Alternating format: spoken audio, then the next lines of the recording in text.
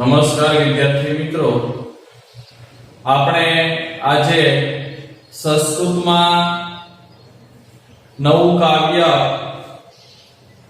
જેનું નામ છે તથૈવ તિષ્ઠતિ એટલે તેમજ રહે છે, એમાં આપણે પહેલા તાસમાં આપણે આજે આગળ વધીએ.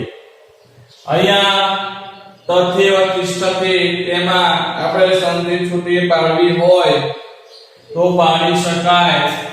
તો આપણે જોઈએ કે તથા પ્લસ એવ બરાબર તથૈવ થાય. બરાબર, તથા પ્લસ એવ પ્લસ તથૈવ બરાબર તથૈવ. તથા એટલે કે તેમ, એવ તથા એટલે તેમ, એવ એટલે કે જ એટલે કે તેમજ, તિષ્ઠતિ તિષ્ઠતિ નો અર્થ થાય રહે છે, તેમજ રહે છે. મિત્રો, આ પદ્યમાં આપણે દરેક સંસ્કૃત સાહિત્યના જે મોટા ભાગના જે કવિઓ છે એ કવિઓમાંથી અમુક એવા જે કવિઓ છે જે પ્રખ્યાત કવિઓ થઈ ગયા, તેમના અમુક શ્લોકો, અમુક જેવા પ્રખ્યાત કવિઓ છે એ કવિઓના પ્રખ્યાત જે કઈ શ્લોકો છે કે જેમાં કંઈક ને કંઈક લોકોને ઉપદેશ આપવામાં આવ્યો છે, એવા શ્લોકો તૈયાર કરીને આપણા અભ્યાસક્રમમાં મૂકેલા છે. તો આપણે પહેલો જે શ્લોક છે એ આપણે જોઈએ, પણ એ પહેલા તમે અહીંયા જોવો છો કે આ જે પદ્ય છે વિષ્ણુ તેનો જે ગુણભાર છે 4 છે, એટલે કે 4 માર્કનો આમાંથી પૂછાય છે. એમાં 3 માર્કનો જે અર્થવિસ્તાર છે, અર્થવિસ્તાર પણ આમાંથી પૂછાય છે. તો મિત્રો, તમારે ખાસ કરીને આ જે વિષ્ણુ જે પદ્ય છે તથૈવ તિષ્ઠતિ તેમાં તમારે જે કઈ અર્થવિસ્તારો તમારે તૈયાર કરવાના રહેશે, અને 1 માર્કનો જે જોડકા તમારે 2 માર્કમાં પૂછાય છે કૃતિ અને કર્તા, તો કદાચ આ પદ્યમાંથી તમારે 1 માર્કનું જે જોડકું છે એ જોડકું પણ પૂછાઈ શકે. તો અહીંયા કઈ કઈ કૃતિની રચના કોણે કરી એની પણ આપણે સાથે એ વાત કરવાની છે. તો અહીંયા આપણે જોતા જઈશું, ભણતા જઈશું અને જોતા જઈશું કે આ જે શ્લોક છે, જે સુભાષિત છે એ કોણે રચી છે, કોણે રચના કરી અને શેમાંથી આ જે શ્લોક છે લેવામાં આવ્યો છે. તો આપણે જોઈએ કે શિક્ષા ક્ષયં ગચ્છતિ કાલ પર્યયાત સુબુદ્ધ મૂલાહ નિપતંતિ પાદપાહ જલમ જલાસ્થાનગતમ ચ શુષ્યતિ ભૂતં ચ દત્તં ચ તથૈવ તિષ્ઠતિ. તો આ જે શ્લોક છે એ મહાકવિ ભાસે રચેલો છે, અને મહાકવિ ભાસે રચેલ કર્ણભારમ માંથી આ જે શ્લોક છે એ લેવામાં આવેલો છે. તો અહીંયા લખશો આપણે કે મહાકવિ જે ભાસે કર્ણભારમ ની રચના કરી, તેમાંથી પ્રસ્તુત જે શ્લોક છે લેવામાં આવેલો છે. યાદ રાખજો, મહાકવિ જે ભાસે કર્ણભારમ નામની જે કૃતિ છે, કૃતિની એને રચના કરી છે. હવે આપણે જોઈએ તો કાલ પર્યયાત આપણે જે છે અન્વય રીતે દરેક શબ્દોના અર્થ જોતા જશું. તો પહેલો આપણે શબ્દ લેશું કાલ પર્યયાત. અહીંયા બાજુમાં આપણે લખશું, બરાબર છે, કે કાલ પર્યયાત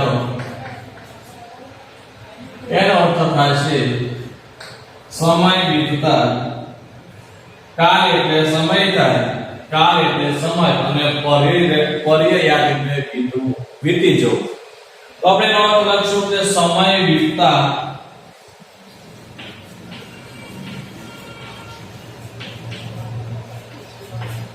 અથવા તો સમય વીતી જતા. શિક્ષા, શિક્ષા એટલે કેળવણી.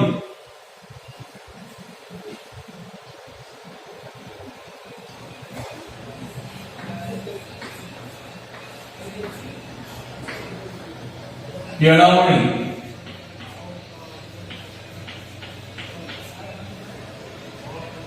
ક્ષયમ ગચ્છતિ, ક્ષયમ એટલે નાશ થવો.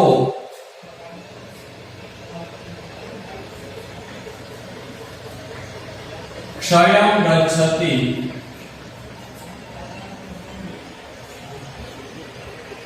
નાશ પામે છે.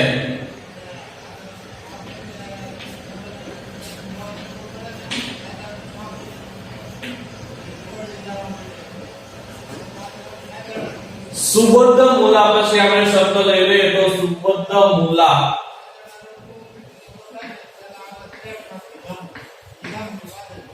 સુબુદ્ધ મૂલા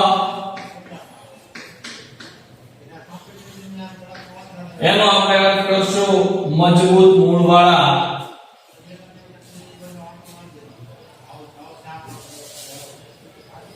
મજબૂત મૂળવાળા. અપાદપાહ એટલે વૃક્ષો.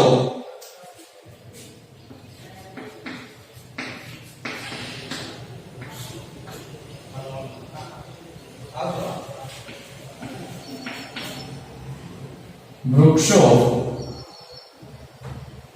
નિપતંતી,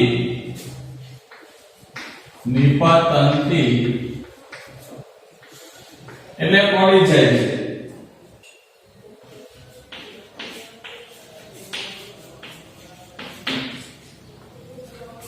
અહીંયા આ શબ્દ આપણે લઈશું અનંતની રીતે જલ સ્થાનગતમ.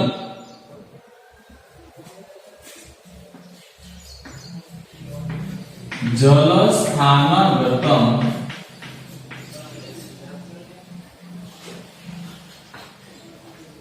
એનો અર્થ થશે જળાશયમાં રહેલો.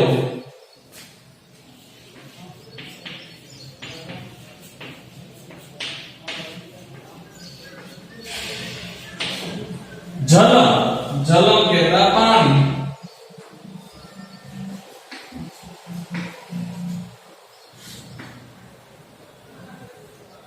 જલમ એટલે પાણી.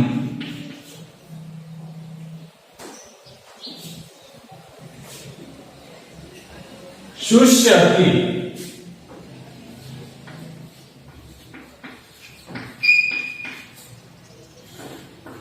શુષ્યતિ એટલે સુકાઈ જાય છે.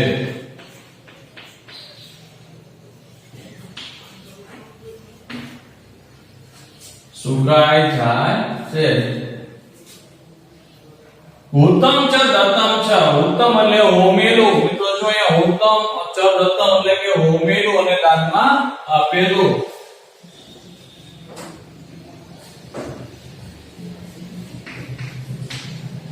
હુતમ ચ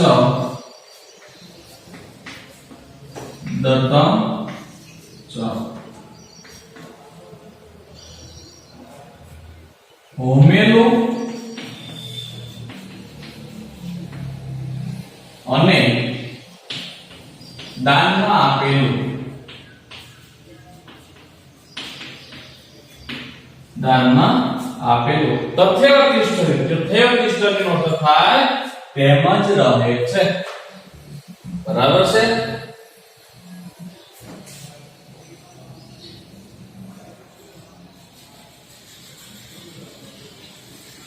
પહેલો શ્લોક આપણે જોઈએ તો આમાં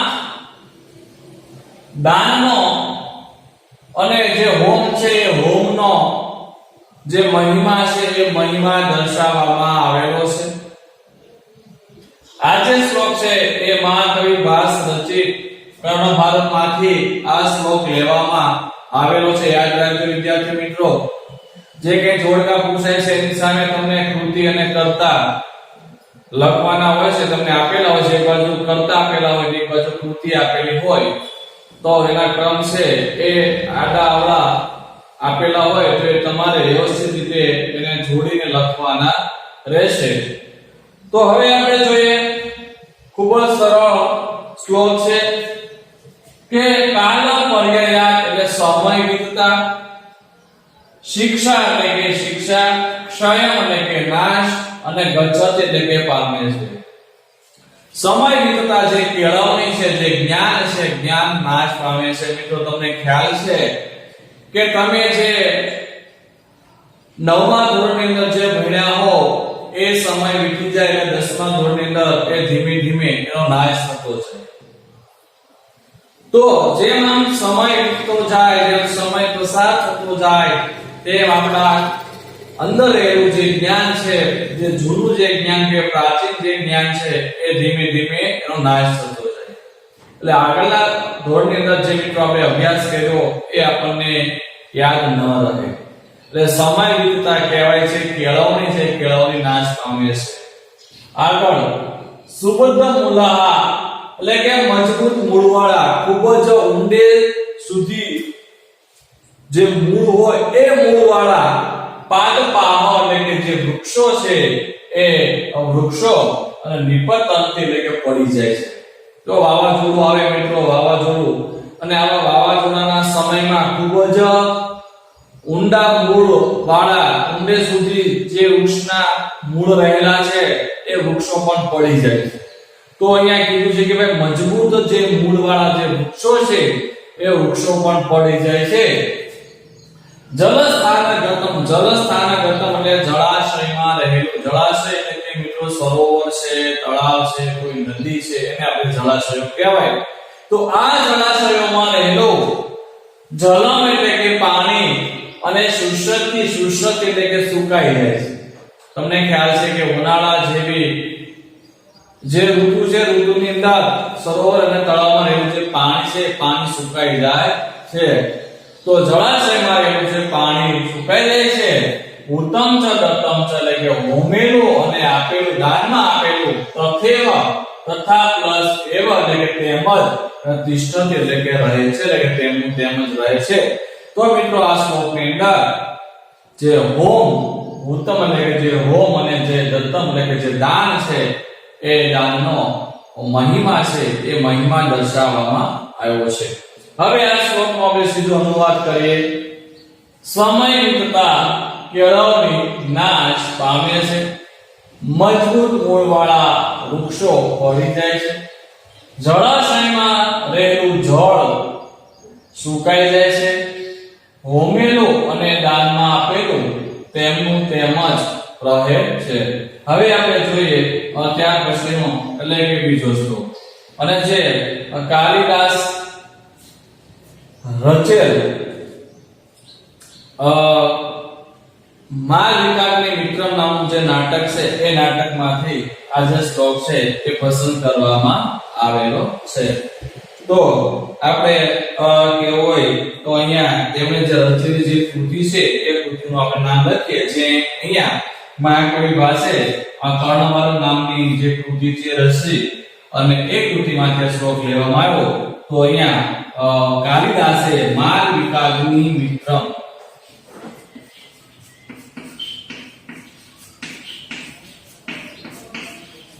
આ એક નાટકની જે રચના કરી છે એમાંથી પ્રસ્તુત જે શ્લોક છે એ લેવામાં આવેલો છે. યાદ રાખો, બરાબર. કાલિદાસે રચેલ માલવિકાગ્નિ વિક્રમ નામનું જે નાટક છે કે જે કૃતિ છે એમાંથી આ જે પ્રસ્તુત જે શ્લોક છે લેવામાં આવેલો છે. તો અહીંયા આપણે જોઈએ છે તો પુરાણ મિત્યવ આપણે જે છે તે લખીએ તો શબ્દ છે પુરાણ મિત્યવ.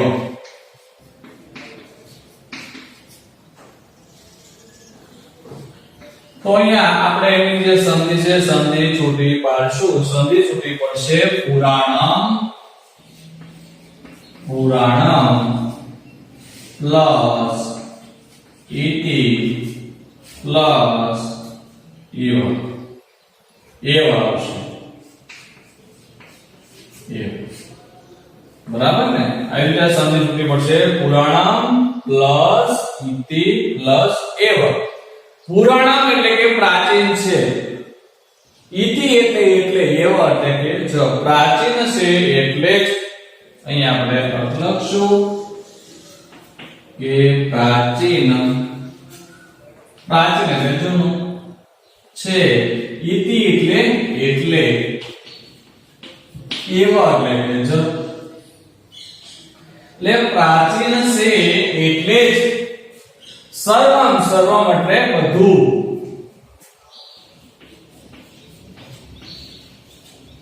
સર્વમ એટલે બધું અથવા સઘળું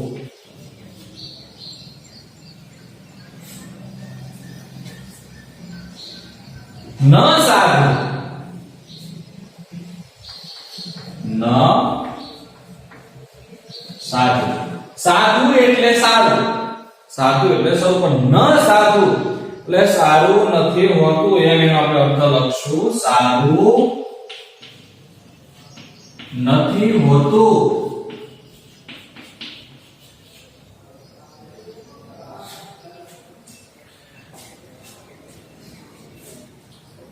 કાવ્ય એટલે કે કાવ્ય ચાપી અહીંયા પણ આપણે સમજી લીધું ચાપી ચાપી એટલે ચ પ્લસ અપી એટલે અને વળી ચાપી આવો શબ્દ છે એની આપણે સંધિ છૂટી પાડીએ તો ચ પ્લસ અપી ચ એટલે અને થશે અપી એટલે પણ એવો પણ એનો અર્થ અહીંયા આપણે લેશું વળી અને વળી કાવ્યમ એટલે કાવ્ય કાવ્યમ એટલે કાવ્ય કાવ્યમ એનો અર્થ લખશું આપણે કાવ્ય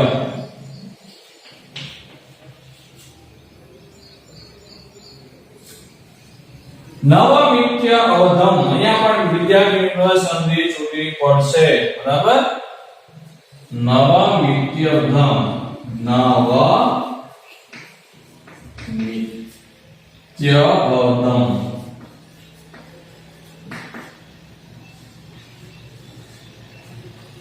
એનો આપણે જે છે એ સંધિ છૂટી પાડીએ તો નવમ નવમ પ્લસ ઇતિ પ્લસ અવધમ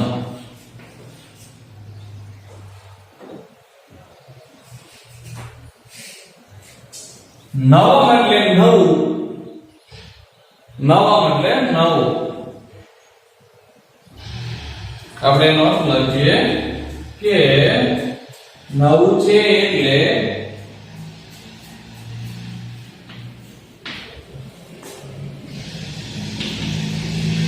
અવધમ એટલે કે ટીકા કરી શકાય તેવું પણ અહીંયા આપણે શબ્દ આપેલો છે ન અવધમ તો ટીકા કરી શકાય તેવું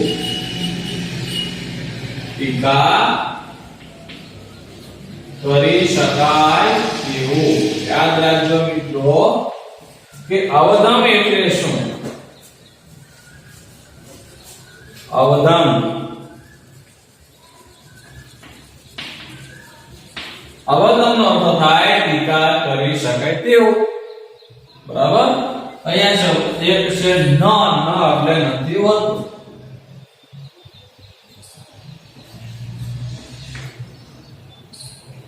નથી હોતું પછી આપણે જોઈએ સંત સંત એટલે વિદ્યાર્થી મિત્રો સત્પુરુષ સંત એનો થશે સત્પુરુષ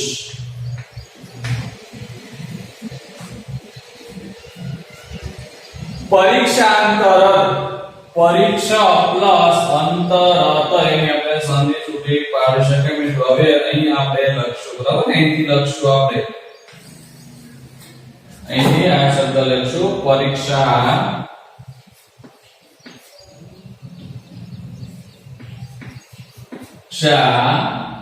અંતરત આવો શબ્દ આપણને આપેલો છે. એની આપણે સંધિ સૂત્રી પાડીએ તો પરીક્ષા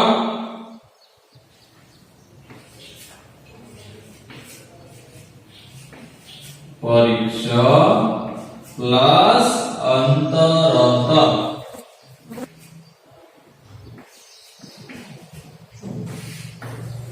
પરીક્ષા એટલે કે પારખીને. પરીક્ષાનો અર્થ થાય પારખીને.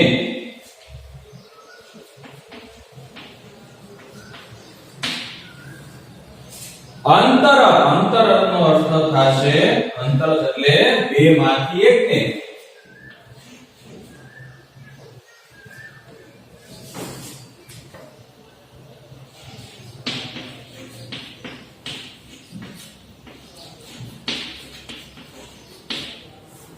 બે માંથી એકને.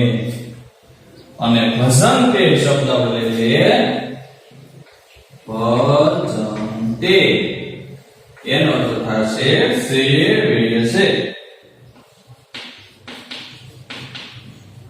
સેવે છે. મૂઢ એટલે કે મૂર્ખ માણસ. મૂઢ એટલે મૂર્ખ માણસ.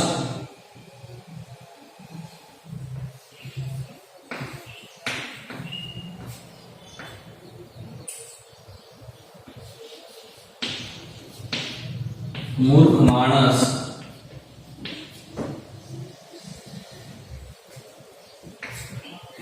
પર પ્રત્યય અને બુદ્ધિ. પર પ્રત્યય યનેય બુદ્ધિ એટલે કે પારકાના વિશ્વાસથી દોરવાયેલી બુદ્ધિ વાળો. અહીં આપણે લખશું કે પર પ્રત્યય યનેય બુદ્ધિ. પર પ્રત્યય યનેય બુદ્ધિ. વિસર્ગ એનો અર્થ થાય પારકાના વિશ્વાસથી દોરવાયેલી બુદ્ધિ વાળો. પારકાના વિશ્વાસથી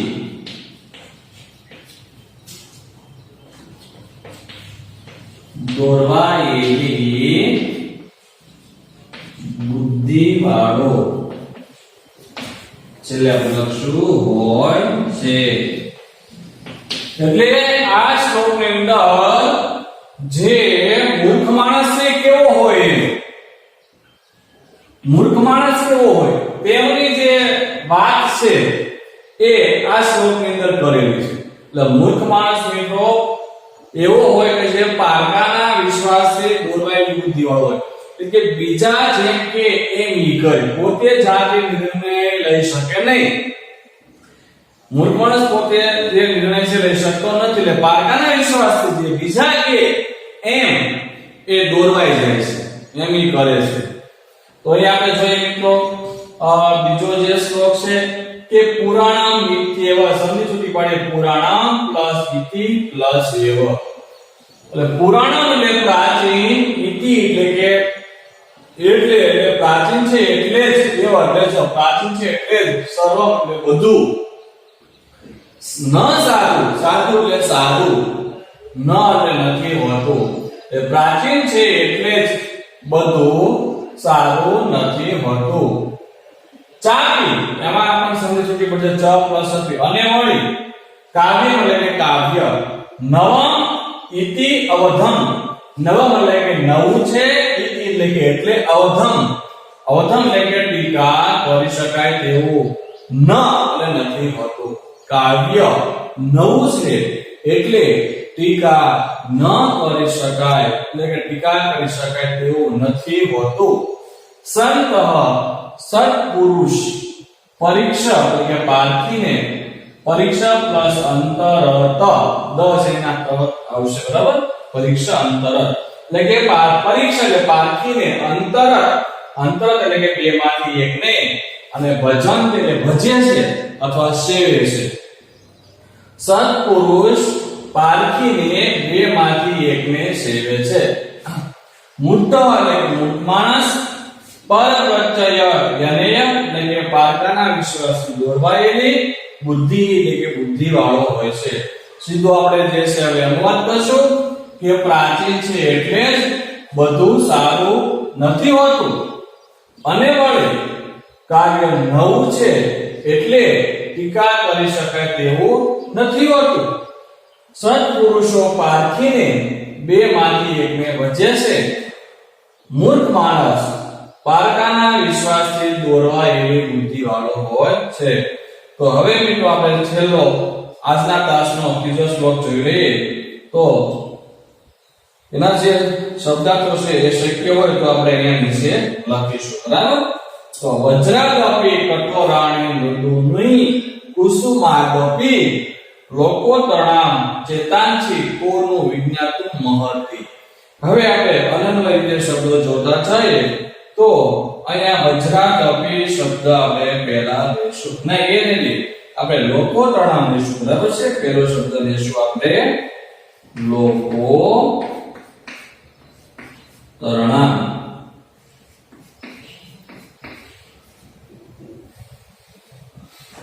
એનો આપણે અર્થ લખશું કે સામાન્ય લોકોથી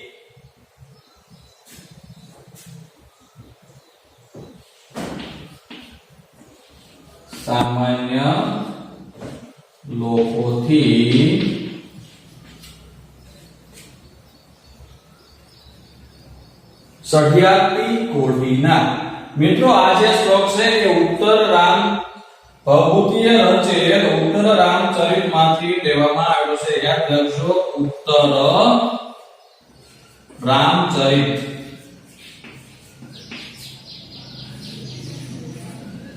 રામચરિત માંથી આ જે શ્લોક છે લેવામાં આવેલો છે ભભૂતિએ ઉત્તર રામચરિત જે કૃતિ છે એની રચના એને કરેલી છે તો ભભૂતિએ શેની રચના કરી તો કે ઉત્તર રામચરિત મહાકવિ પાસે કર્ણવાદ કાલિદાસે માલિકની મિત્ર યાદ રાખજો લોકો એટલે સામાન્ય લોકોથી સભ્યાતી કોટીના માણસો સભ્યાતી કોટીના માણસો એટલે કેવા માણસો તો કે મહાપુરુષો કેવા મહાપુરુષોની વાત છે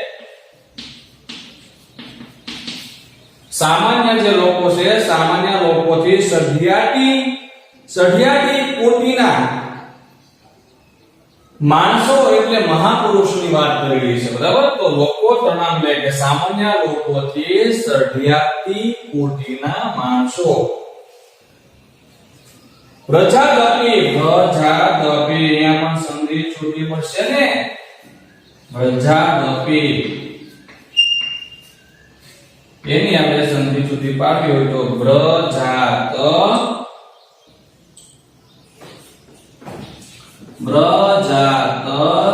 પ્લસ અપી એટલે વ્રજ કરતા પણ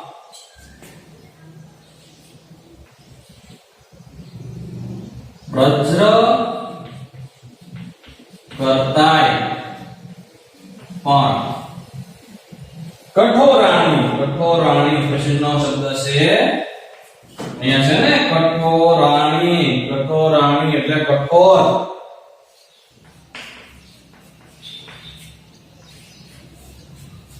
કઠોરાણી એટલે કઠોર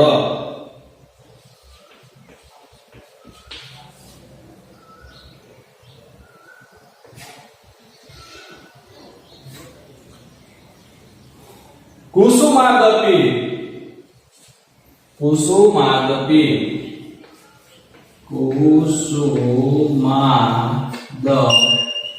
સંધિ જોડી પડશે અહીંયા આપણે પાડી છે ને વજ્રાદપી એટલે કે વજ્રાત પ્લસ અપી અને કુસુમાદપી એટલે કે કુસુમાત પ્લસ અપી કુસુમાત પ્લસ અપી એટલે કુસુમાત એટલે શું થાય કુસુમ એટલે ફૂલ અને અપી એટલે પણ એટલે ફૂલો ફૂલ કરતા પણ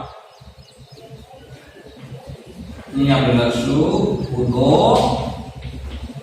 કરતાય પણ મૃદુની એટલે શું થાય મૃદુની એટલે કોમળ થશે અહીંયા લખશું આપણે મૃદુની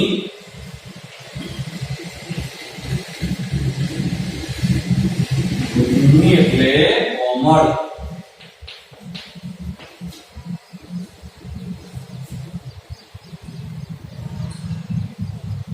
ચેતાન છે આપણે લખીએ કે ચેતાન છે એનો અર્થ થશે મનને ચેતાન છે એટલે કે મનને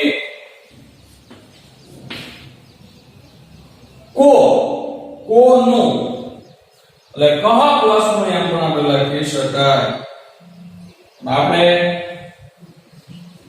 કો નું એટલે નું એટલે ખરેખર થાય નું એટલે ખરેખર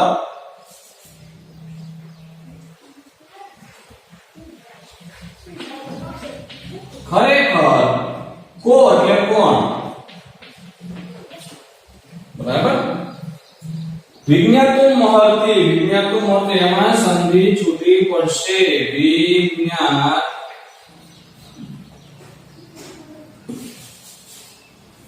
વિજ્ઞાતું મહર્તિ તો વિજ્ઞાતું મહર્તિ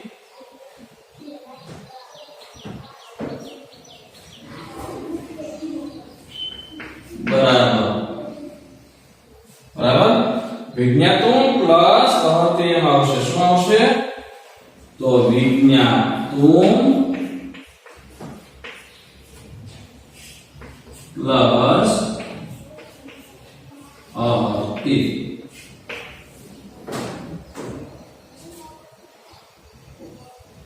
જાણવા સમર્થ થશે એનો થશે છેલ્લે લખીને એક્શન અર્થ લખીએ જાણ સમર્થ છે બરાબર લ્યો ચાલો હવે આપણે છેલ્લો જે શ્લોક છે એને આપણે જોઈએ કે લોકોતરણા એટલે કે સામાન્ય લોકોથી સભ્યથી કોટીના માણસો સામાન્ય જે લોકો છે લોકોથી સભ્યથી કોટીના માણસો એટલે મહાપુરુષો વજ્રાદપી વજ્રાત પ્લસ એટલે કે વજ્ર કરતા પણ કઠોરાણી એટલે કઠોર અને કુસુમાદપી એટલે કુસુમાત પ્લસ અપી એટલે ફૂલો કરતા પણ મૃદુની એટલે કોમળ ચેતાન છે એટલે કે એવા મનને નો એટલે કે ખરેખર કો એટલે કોણ અને વિજ્ઞાતો મહર્તિ એટલે કે જાણવા સમર્થ છે તો મિત્રો અહીંયા જે છે એ મહાપુરુષોના જે મન કેવા હોય એની અહીંયા વાત કરી છે જે મહાપુરુષો છે એનું મનની અહીંયા વાત કરી છે તો એનું જે વજ્ર કરતા પણ કઠોરનું મન કેવું હોય તો વજ્ર કરતા પણ કઠોર વજ્ર એટલે જે ઇન્દ્ર છે એ ઇન્દ્રનું એક શસ્ત્ર એ એવું શસ્ત્ર છે કે જે પર્વત હોય એ પર્વતને પણ તોડી શકે એવી ક્ષમતા એ શસ્ત્રમાં હોય છે તો આવા મહાપુરુષોના જેવા મન છે બરાબર ને તો આવા મહાપુરુષોના એટલે કે સામાન્ય જે લોકો છે લોકોની સભ્યથી કોટીના જે મહાપુરુષો છે એ મહાપુરુષો વજ્ર કરતા પણ કઠોર એટલે એની કરતા પણ કઠોર અને કુસુમાર્ગ એટલે કે ફૂલો કરતા પણ પાછા કેવા કે કોમળ ફૂલો કરતા પાછા કોમળ છે તો આવા જે મન છે એ મનને ખરેખર કોણ જાણવા સમર્થ છે સીધું આપણે ગુજરાતી કરીએ કે સામાન્ય લોકોથી સભ્યથી કોટીના માણસો સામાન્ય કોટીના માણસો એટલે કે મહાપુરુષો વજ્ર કરતા પણ કઠોર અને પૂર્વ કરતા પણ કોમળ એવા મનને ખરેખર કોણ જાણવા સમર્થ છે? તો મિત્રો અહીંયા આપણે આ જે ત્રણ જે શ્લોકો છે એ ત્રણ શ્લોકો આપણે ભણ્યા. બરાબર. જ્યાં સંધિ છૂટી આપણે પાડી છે તે સંધિ પણ તમારે છૂટી પાડવાની છે અને તમારે આ ત્રણ જે શ્લોકો છે એના પહેલા તમારે સંસ્કૃત શ્લોક લખવાનો છે. શ્લોક લખ્યા પછી એના શબ્દાર્થ લખવાના છે અને શબ્દાર્થ લખ્યા પછી તમારે એનો અનુવાદ લખવાનું છે. બરાબર. હવે પછીનો જ્યારે બીજા તાસમાં મળશું ત્યાર પછી બાકી રહેલા જે ત્રણ શ્લોકો છે એનો આપણે વિગતથી અભ્યાસ